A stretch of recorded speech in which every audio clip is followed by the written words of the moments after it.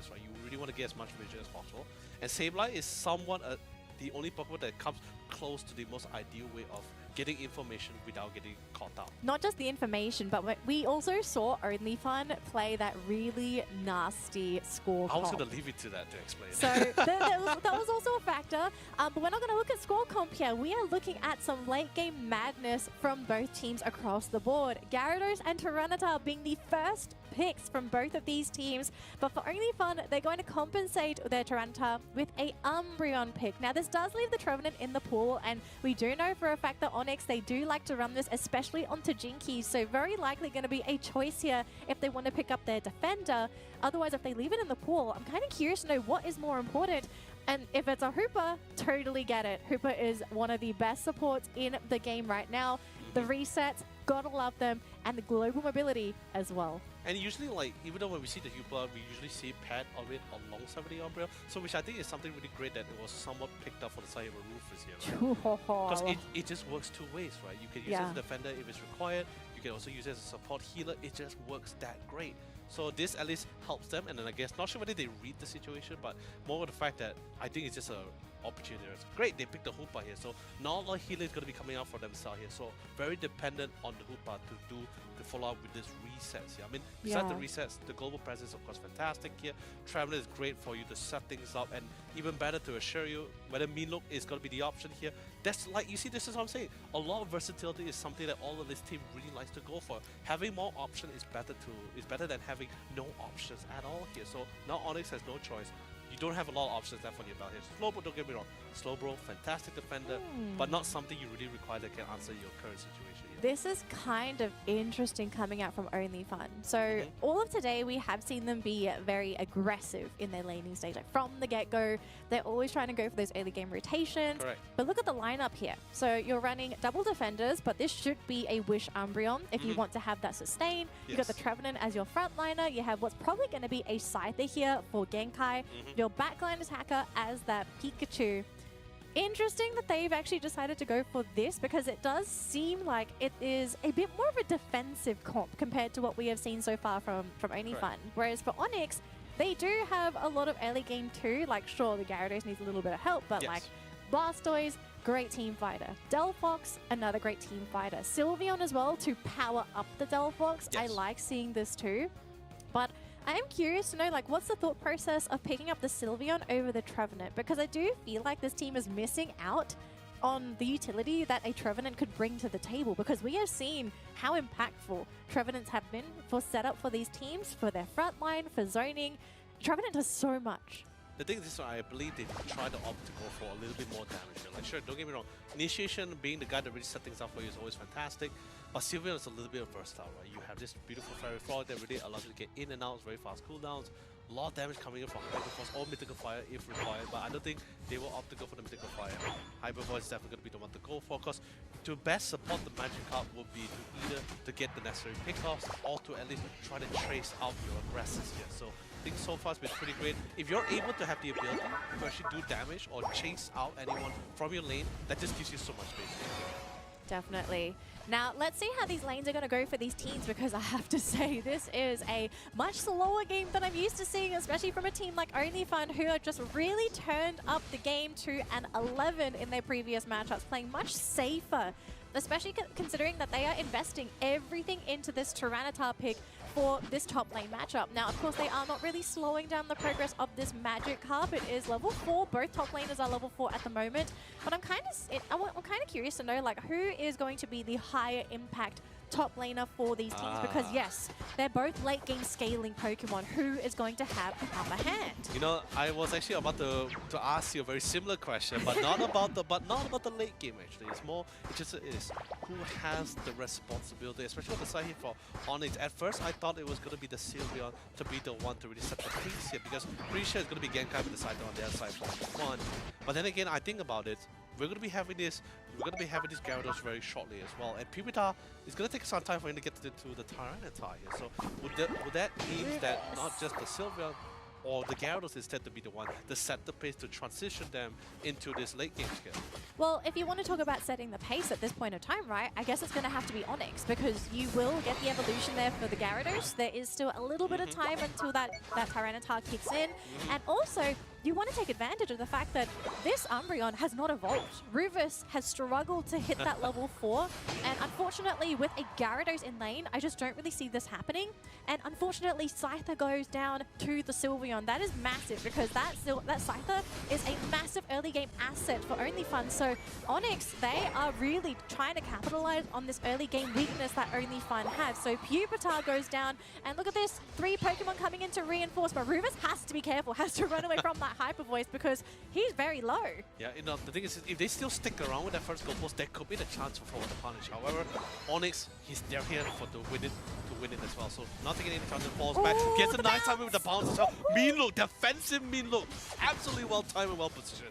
Because if not, I don't think our dear friend will be able to walk out of it. But then again, beautiful burst down the hoop, but that will stop everything. I think it stops everything because you've lost your resets. But look at this, they caught Rufus again. So the Umbreon going down at level 5. So top lane is basically all ONYX's. If they want to take the Regieleki, they totally can. And because they have the Hooper, they can use the portals to go down to the bottom lane if they feel they need to be down there. And so we do get the portal in. Delphox is down here. They are ready to go for that bottom Regi if they want to fight. But look at the Sylveon. Such aggressive play in the enemy central area. Does go into that top lane, but you can see OnlyFun, they are struggling this match. It really is as well. And like, although yes, there's still no Hydro Typhoon, they're still going to be able to get there eventually. But the lead that they have currently, that's with alongside with the ONYX as well.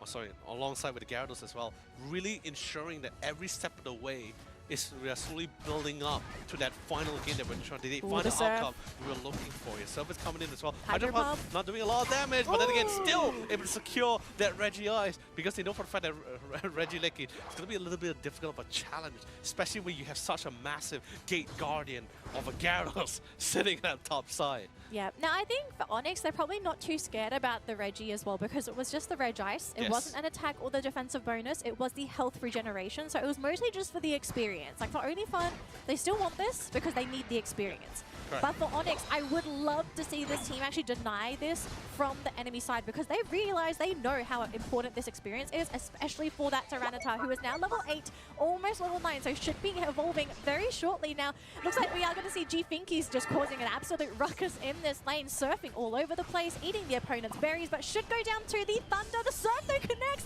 and they get the Pikachu, and he doesn't go down. The entire team is here. The Trevenant's going to try and slow down this push, but we are going to get 25 points scored in that bottom lane, and there's only so much a solo Trevenant can do. Still sticking around, but Pupitar going down, and now look at this, the Umbreon struggling against the Gyarados, but the mean look though, cancelling out the bounce, realizing I'm not even going to go anywhere, so let's have a truce. Let me tell you something as well, but before I tell you about it, instantly comes in here, trying to respawn, see if he can get a couple of pickups, and he does succeed beautifully as well. Gives you a nice bonus amount of EXP, allows to get a couple of points. Can't make it. Can he do it? No, he succeeds in it as well. Not able to break it, unfortunately. But then again... Well, Fire Spin. Can he get out of it, though? Genkai getting a little bit down low. Reinforcer is here, though. But the hoop's unbound when sure Genkai is very Hyper Void. Rest of the squad comes in from the Hyperspace. Here, and they want to get a couple of more in the process. Trevenant trying to see if he can go for the setup. Does pull in 2 mounts into the pool, into the Phantom Forest here. But is the damage enough? I don't think it's enough. He actually brought them all closer for them to actually force it into a CQC scenario. A very massive pickup, but of course, courtesy of Gyarados on the top side. Like I said, he's the Gate Guardian on the top side. While we saw the massive fight on the bottom side, he actually had this 1v3 scenario. Continuing not just the Pupitar, but the Scyther earlier as well. So that bonus leveling did aid him even more in this fight. Yeah, we do see a bit of a trade happening before. We did get the Hooper elimination, so another boost of experience for OnlyFun. They basically have to salvage this bottom lane, especially without the goal zone. It makes it very difficult to reinforce for any of these side lanes. But up top, though, we're going to be seeing a massive skirmish with a whole load of Pokemon. But Scyther is down, so a lot of the damage is going to be left onto Solo on that Tyranitar. He really needs to have his teammate here because Fire Spin is a nuisance for the Tyranitar. Fireworks as well. Thunder Thunderstorm deployed, just not enough damage, and again, just this Delphox, these fire spins are so problematic. OnlyFun are not allowed to play the game.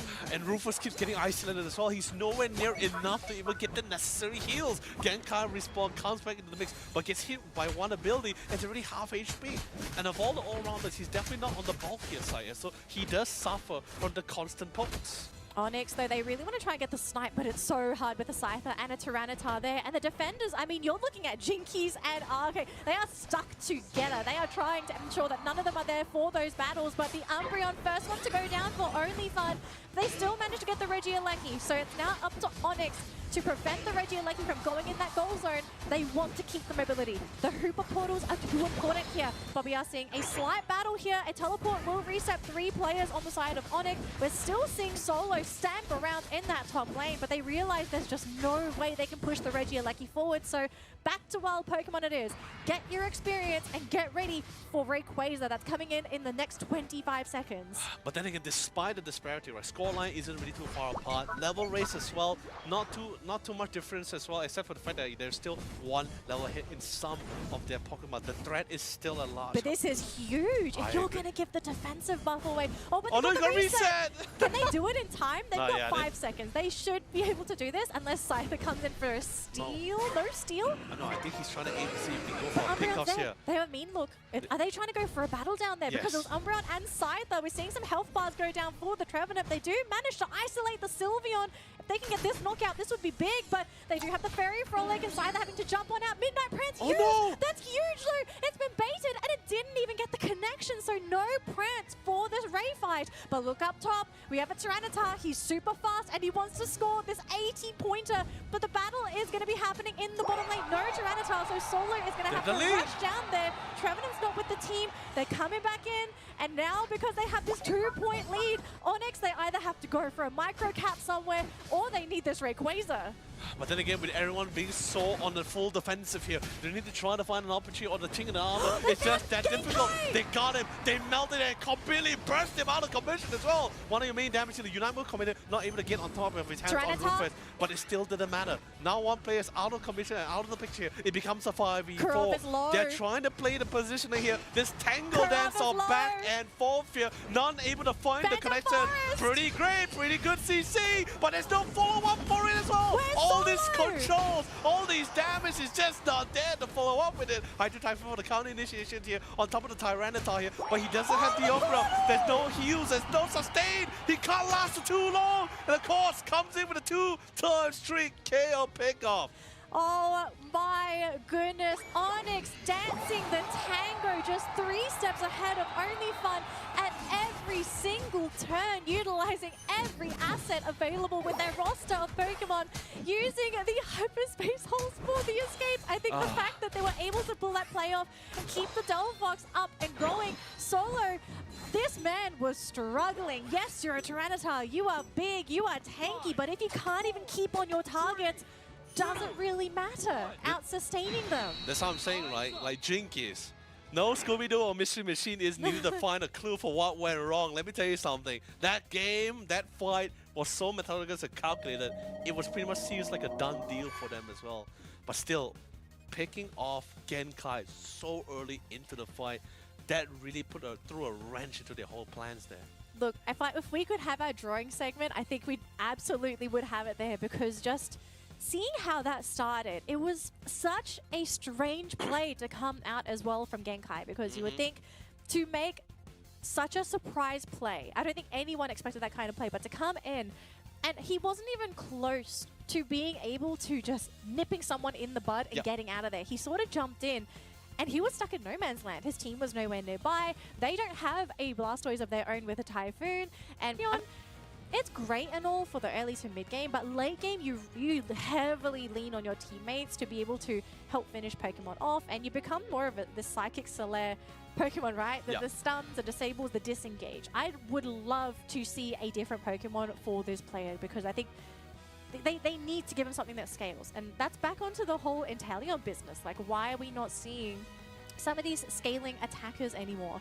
Heck, I'm surprised that Dragonite has not been an option at all for any of these teams, because at the beginning of today, we saw some Dragonite bans, and Dragonite has been rather successful in not just like Malaysia, Singapore. It has been a widely used Pokemon within the region. It hasn't been nerfed, it hasn't been changed. True. It's kind of there, and it still does what it does. True, but I think the thing is, so far the Dragonite ban that we've seen so far is more focused on very specific region teams, especially in the Indonesia side. I think like totally respectful bans. Ooh, but look at this. now a quick switch over with the bans, right? Now Leafeon is able to go through here. Now so this is what I'm saying, right? Like it's the kind of thing where you still want to. I mean, they won't opt to go for the Tyranitar now, right? Because you already have someone locked in the place game. But even if they do go for it, it's that kind of parry which you like to have, right? Because Tyranitar is the kind of thing where not really have the best mobility, doesn't really have a lot of damage. You need someone to either dish the damage or secure those damage, right? Leafeon just does it just as well, right? That kind of thing. They've got 2 securers, not just Leafeon, Blaziken as well. Yeah. Look, this is more like OnlyFun. This is the OnlyFun kind of draft. So this is probably the game, if they can't win with this composition against ONYX, they're going to have to go to the drawing board for next year, because unfortunately for OnlyFun, this is a best of 3 grand final match. Correct. And for ONYX, this is the upper bracket team. They just need to win this next game, and they've secured their ticket to Worlds. But for OnlyFun, they need to win this best of 3 and force a reset. So it's a long journey still, and if there's a composition that could force that game number 3, this has to be the one. But the thing is, here's the interesting thing: bring in the Lucario, right? So this is something that I discussed with you back in ACL, where what was the best pair to go with Buzz in the top lane, right? And I said it was actually Lucario, mainly because of the fact that of his passive steadfast, right?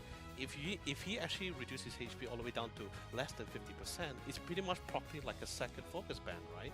So in the case when you go in head to head with someone like the Blaziken, which is someone in similar territory, I won't say exactly the same. I'll say similar territory here in this case here. It gives him the necessary sustain for a prolonged fight, which is something that Blaziken also likes as well. I have some bad news though, unfortunately, and that is the case that all the matchups where I have seen it be Lucario versus Blaziken. Blaziken tends to come out on top. And we're not talking about just any kind of Blaziken. This is solo Blaziken. And this is a signature Pokemon for this player. And so if it's ALR, right, playing on this Lucario, if he wins in this matchup, that is a statement already. I will give this man a whole lot of praise if he can somehow win this matchup. True. So we'll have to see. But then again, Danny, I think a lot of people tend to forget this is a team battle.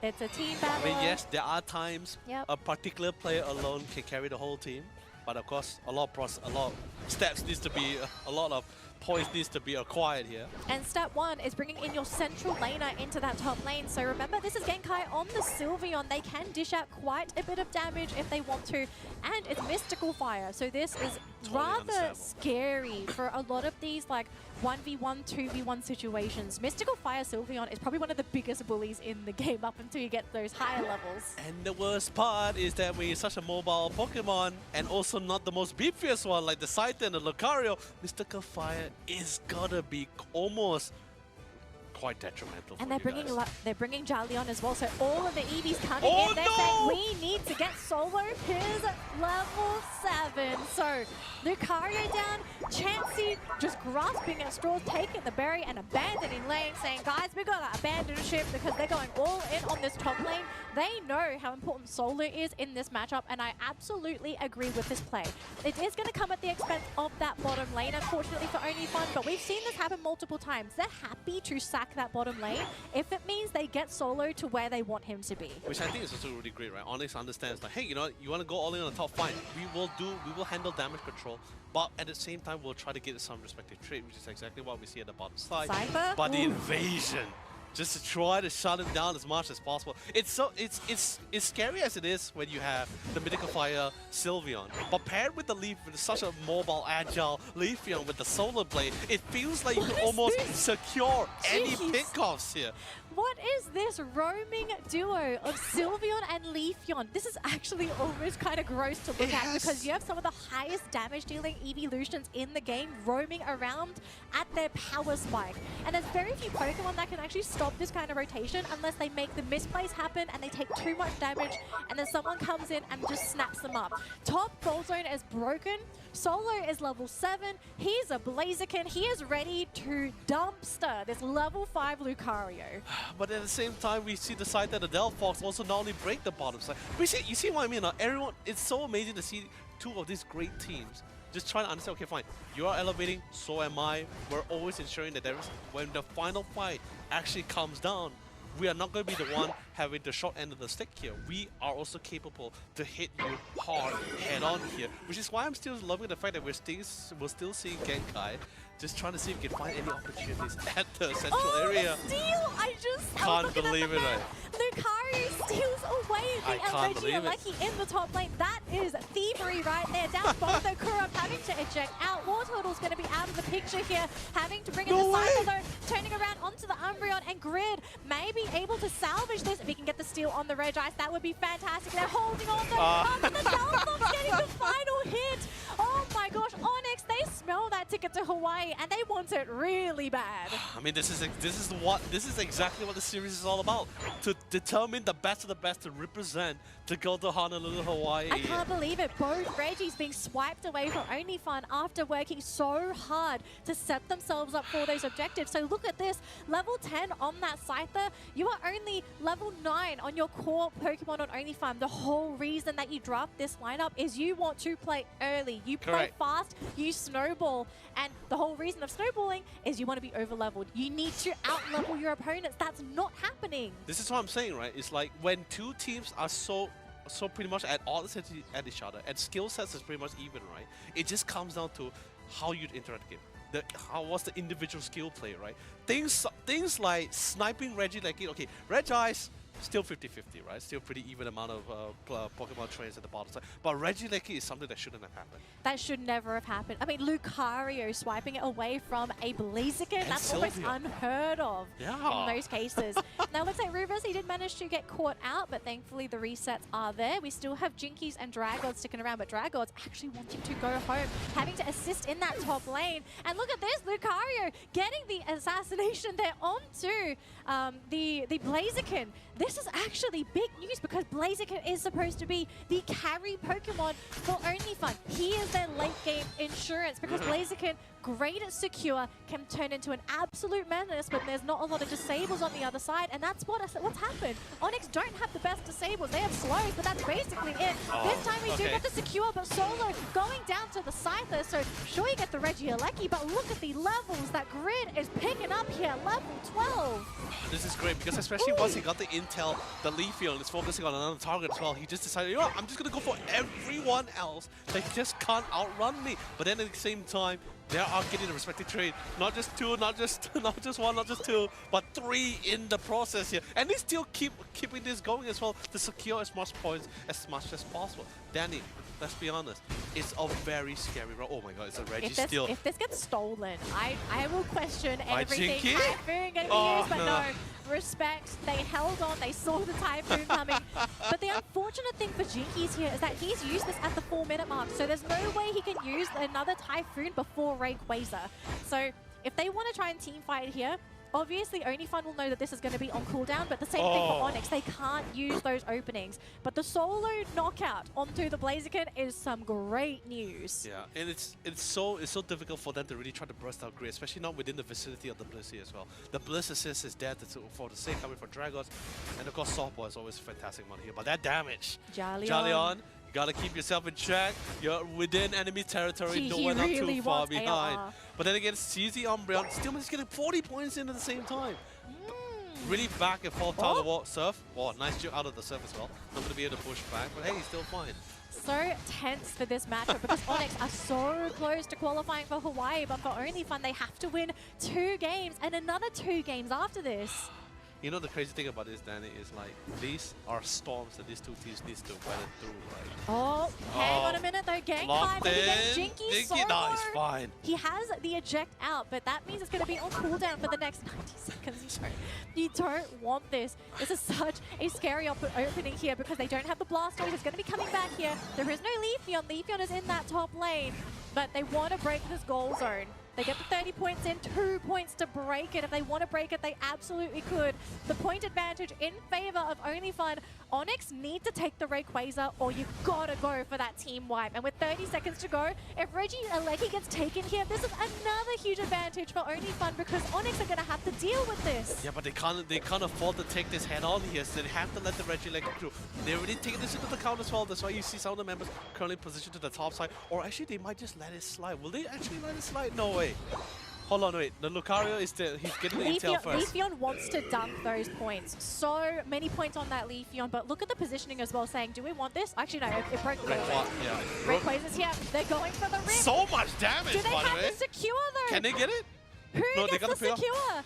Oh! It's the Lucario! So ONYX, they've managed to get it. There's no Umbreon, there's no Leafeon, and I don't see any way for this team to be able to outsecure. Instead, they're going for a race. They're going to say, we've got points too.